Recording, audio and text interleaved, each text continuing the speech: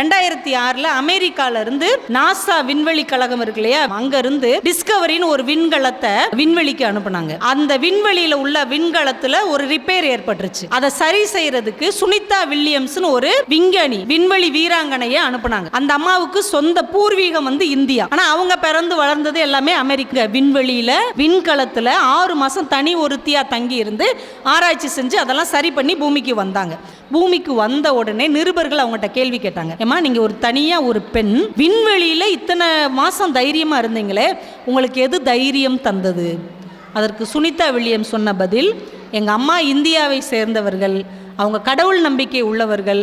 எங்கள் வீட்டில் சின்ன சின்ன விநாயகர் சிலை இருக்கும். நான் விண்வெளிக்கு போகும்போது 3 பொருள் என் கையில் எடுத்துக்கொண்டு போனேன்.